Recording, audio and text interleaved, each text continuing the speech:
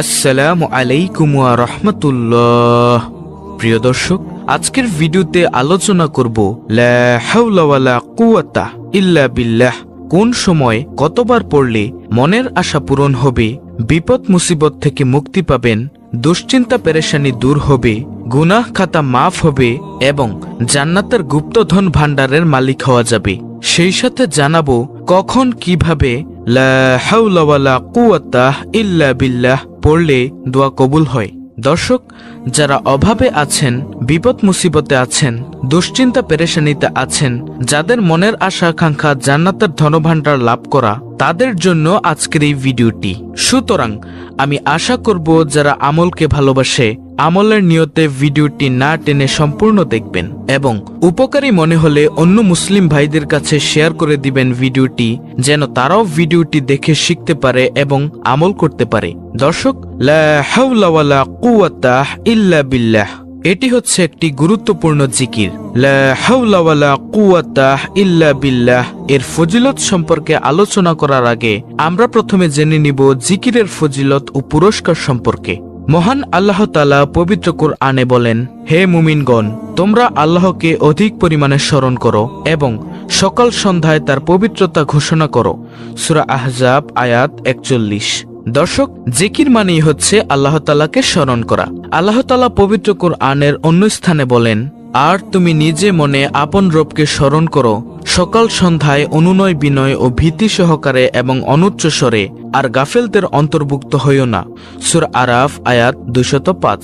আল্লাহ তাআলা পবিত্র কুরআনের অন্য স্থানে বলেন, অতঃপর যখন তোমরা নামাজ পূর্ণ করবে তখন দাঁড়ানো, বসা ও শোয়া অবস্থায় আল্লাহর স্মরণ করবে।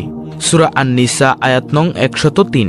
হাদিসে রয়েছে, হযরত আবু মুসা আশআরী রাদিয়াল্লাহু আনহু হতে বর্ণিত আছে, রাসূলুল্লাহ সাল্লাল্লাহু আলাইহি ওয়াসাল্লাম বলেন, যে ব্যক্তি জিকির করে আর যে ব্যক্তি জিকির করে না, তাদের দৃষ্টান্ত হচ্ছে জীবিত ও মৃত ব্যক্তির মতো। সহিহ বুখারী হাদিস নং 6407। দর্শক, জিকির এতই সহজ একটি ইবাদত যার জন্য কোনো নির্দিষ্ট দিন বা সময় নেই। আপনি ইচ্ছা করলে চলতে ফিরতে, উঠতে বসতে, কাজকর্মের ফাঁকে ফাঁকেও এই জিকির করতে পারেন। বিনিময়ে আল্লাহ তাআলা আপনাকে অসংখ্য পুরস্কার দান করবেন। আল্লাহ তাআলা আপনার উপর সন্তুষ্ট হয়ে যাবেন। আর আল্লাহ তাআলা যখন কোনো বান্দার প্রতি সন্তুষ্ট হয়ে যায়, তখন সেই বান্দার জন্য জান্নাত অবধারিত হয়ে যায়। প্রতিটি মুমিন মুসলমানের মনের আশা আকাঙ্ক্ষা পরকালে জান্নাতে প্রবেশ করা। যেই বান্দার প্রতি আল্লাহ তাআলা সন্তুষ্ট হয়ে যাবেন, সেই বান্দার মনের আশা পূরণ হবে তথা অবশ্যই সে জান্নাতে প্রবেশ করবে। দর্শক, জিকির এমন সহজ ও সংক্ষিপ্ত আমল হওয়ার পরও যদি আমরা আল্লাহ তাআলার জিকির না করি, তবে তা কেবল আল্লাহ তাআলার ব্যাপারে আমাদের উদাসীনতাই পরিচায়ক, যা একজন মুমিনের ক্ষেত্রে কাম্য হতে পারে না। আমরা শত ব্যস্ততার মাঝেও অন্তত জিকিরের মতো সহজ আমল চালিয়ে যেতে পারি। যে কোনো অলস সময়ে, যানজটে বা নির্ঘুম প্রহরে আল্লাহর জিকির অব্যাহত রেখে সময়টিকে মূল্যবান বানাতে পারি। হযরত আবু দারদা রাদিয়াল্লাহু আনহু হতে বর্ণিত আছে, যাদের জিহ্বা আল্লাহ তাআলার জিকিরে তরতাজা থাকবে, তারা হাসতে হাসতে জান্নাতে প্রবেশ করবে। সুবহানাল্লাহ। প্রিয় নবী সাল্লাল্লাহু আলাইহি ওয়াসাল্লাম বলেন, প্রতিটি জিনিসের মরিচা পরিষ্কার করার যন্ত্র আছে তথা মাধ্যম আছে, আর অন্তরের মরিচা পরিষ্কার করার মাধ্যম হলো আল্লাহ তাআলার জিকির। সুবহানাল্লাহ। বাইহাকি শরীফ। প্রিয় দর্শক, আমরা জীবনে চলতে ফিরতে, উঠতে বসতে কতই না গুনাহ করে থাকি। গুনাহে জর্জরিত আমাদেরই জীবন, আর এই গুনাহের কারণে আমাদের অন্তর কালো হয়ে গিয়েছে, আমাদের অন্তরে মরিচা পড়েছে।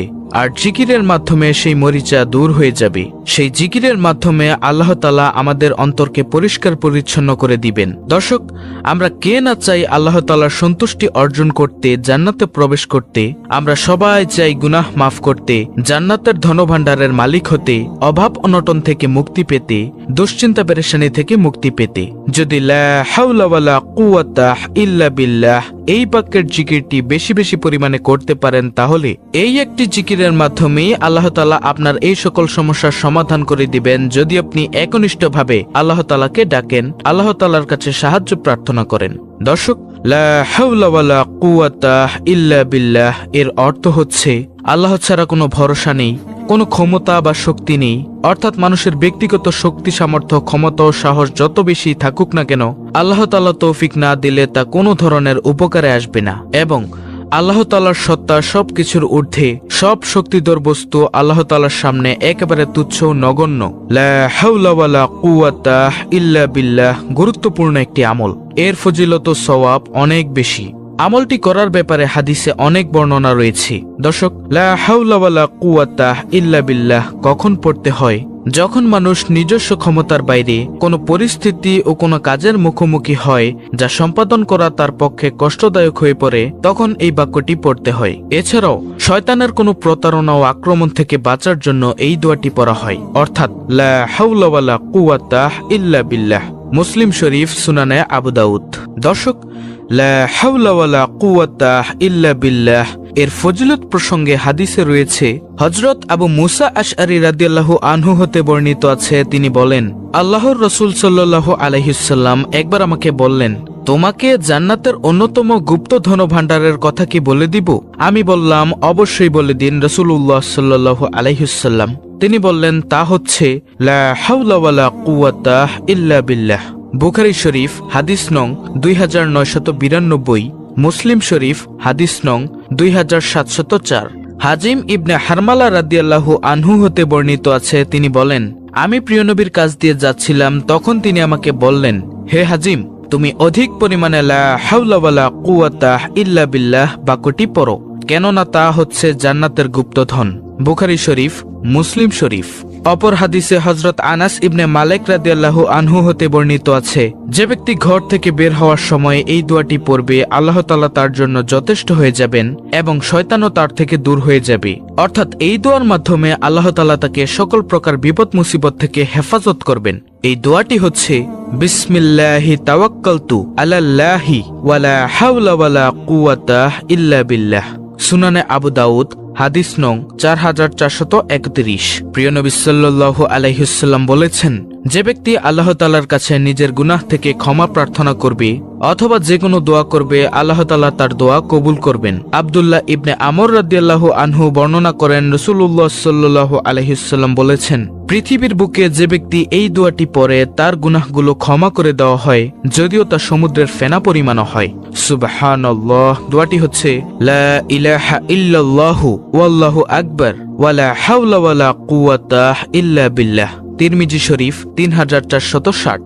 হযরত কায়েস ইবনে সাদ ইবনে ওবাইদাহ রাদিয়াল্লাহু আনহু হতে বর্ণিত আছে, তিনি বলেন, আমি নামাজরত থাকা অবস্থায় প্রিয়নবী আমার কাছ দিয়ে যাচ্ছিলেন, তখন তিনি নিজের পা দিয়ে আমাকে মৃদু আঘাত করে বললেন, আমি তোমাকে কি জান্নাতের দরজাগুলোর একটি দরজা সম্পর্কে জানাবো না?